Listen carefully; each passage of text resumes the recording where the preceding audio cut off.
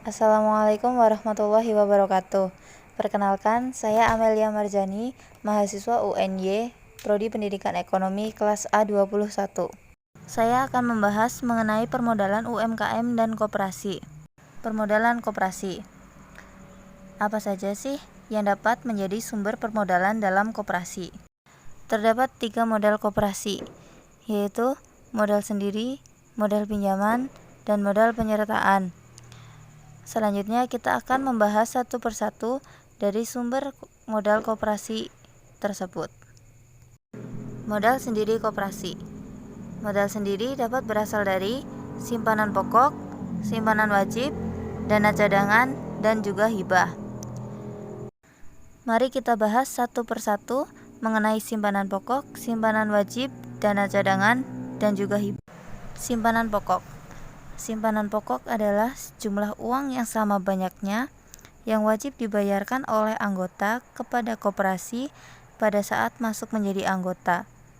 Simpanan pokok tidak dapat diambil kembali selama yang bersangkutan masih menjadi anggota. Selanjutnya, simpanan wajib. Simpanan wajib adalah jumlah simpanan tertentu yang tidak harus sama yang wajib dibayar oleh anggota kepada koperasi dalam waktu dan kesempatan tertentu.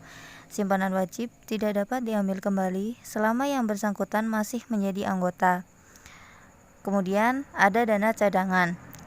Dana cadangan adalah sejumlah uang yang diperoleh dari penyisihan sisa hasil usaha yang dimaksudkan untuk memupuk modal sendiri dan untuk menutup kerugian koperasi bila diperlukan. Dan yang terakhir ada hibah. Hibah adalah sejumlah uang atau barang yang disumbangkan pihak ketiga tanpa ada ikatan atau kewajiban untuk dikembalikan. Dalam artian modal yang diberikan secara sukarela. Selain modal sendiri, sumber modal koperasi dapat berasal dari modal pinjaman. Modal pinjaman ini dapat berasal dari anggota. Yang dimaksud anggota adalah anggota yang dimiliki oleh koperasi yang bersangkutan. Yang selanjutnya dapat berasal dari koperasi lainnya dan atau anggotanya. Maksudnya, suatu koperasi dapat meminjam modal dari koperasi lain dan atau anggota dari koperasi lain tersebut. Kemudian ada bank dan lembaga keuangan lainnya.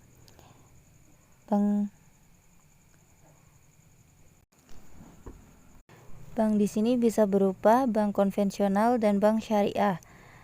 Kemudian lembaga keuangan lainnya bisa berupa pegadaian, pasar modal, dan lain sebagainya. Yang selanjutnya, penerbitan obligasi dan surat hutang lainnya. Bisa juga berasal dari sumber lain yang sah. Selain modal sendiri dan modal pinjaman, terdapat juga modal penyertaan. Modal penyertaan adalah modal dalam bentuk investasi yang digunakan untuk memperkuat modal koperasi. Modal ini dapat berasal dari pemerintah atau perorangan di luar anggota. Investor di sini tidak memiliki hak suara dalam rapat anggota dan tidak dapat ikut menentukan kebijakan koperasi. Berikut merupakan perbedaan antara saham dalam perseroan terbatas dan simpanan pokok koperasi. Besarnya saham pada perseroan terbatas tergantung pada besarnya modal pertama atau dasar. Setelah modal pertama ditentukan, baru dibagi-bagi dalam sejumlah saham. Sedangkan dalam koperasi, besarnya simpanan pokok ditentukan menurut keputusan rapat anggota dan mengikat pada anggota masing-masing. Saham perseroan terbatas dapat dijual kepada siapa saja yang mau dan mampu membelinya, dan pembeli inilah yang menjadi anggota persero. Beda dengan koperasi. Khusus yang akan menjadi anggota dipilih lebih dahulu, baru diwajibkan membayar simpanan pokok. Saham dalam perseroan terbatas dapat diperjualbelikan dan oleh karenanya selalu pindah tangan. Lain halnya dengan koperasi, yang mana simpanan pokok tidak dapat diperjualbelikan dan oleh karenanya tetap tinggal dalam tangan anggota semula. Apabila berhenti sebagai anggota perseroan terbatas, saham dapat dijual kepada orang lain. Namun, apabila berhenti menjadi anggota koperasi, sesuai putusan rapat anggota, simpanan pokok dapat diminta kembali dari koperasi. Perseroan terbatas menentukan hak suara dalam rapat anggota, sedangkan dalam koperasi tidak menentukan hak suara dalam rapat anggota. Besar kecilnya saham dalam perseroan terbatas menentukan bagian keuntungan, sedangkan dalam koperasi tidak menentukan besar kecilnya bagian keuntungan karena setiap anggota sama. Setelah membahas permodalan koperasi, selanjutnya kita akan membahas tentang permodalan UMKM. Permodalan UMKM dapat bersumber dari pemerintah.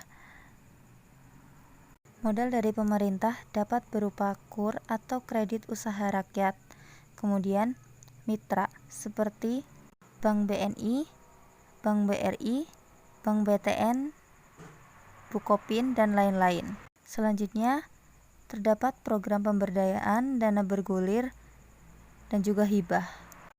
Bisa juga berasal dari PT, PPM, dan PKM. Sumber permodalan UMKM bisa juga berasal dari bank dan non-bank, yang berasal dari bank konvensional, bank syariah, asuransi, pegadaian, dan koperasi.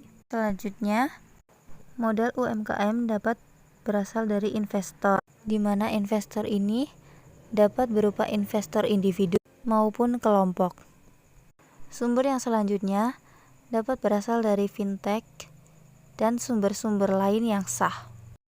Bagi UMKM yang ingin mendapatkan dana bantuan sebesar 2,4 juta rupiah, harus memenuhi syarat yang telah ditentukan pemerintah seperti berikut ini. Pertama, terdaftar di koperasi di sekitar wilayahnya.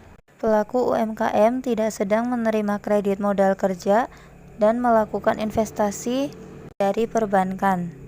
Syarat yang selanjutnya yaitu memiliki rekening tabungan dengan saldo di atas 2 juta rupiah. Pelaku usaha adalah warga negara Indonesia atau WNI yang memiliki nomor induk kependudukan atau NIK, mempunyai usaha mikro yang dibuktikan dengan surat usulan dan pengusul lampirannya. Misal, dinas yang membidangi koperasi dan UMKM provinsi dan kabupaten atau kota, koperasi yang telah disahkan sebagai badan hukum, kementerian atau lembaga. Selain itu, otoritas jasa keuangan dan lembaga penyalur program kredit pemerintah. Syarat yang selanjutnya yaitu bukan ASN, bukan juga anggota TNI atau Polri, dan bukan pegawai BUMN atau BUMD. Berikut merupakan laman web sumber modal yang dapat dikunjungi. Itulah tadi pemaparan mengenai materi permodalan UMKM dan koperasi dari saya. Kurang lebihnya mohon maaf. Wabillahi taufiq wal hidayah. Wassalamualaikum warahmatullahi wabarakatuh.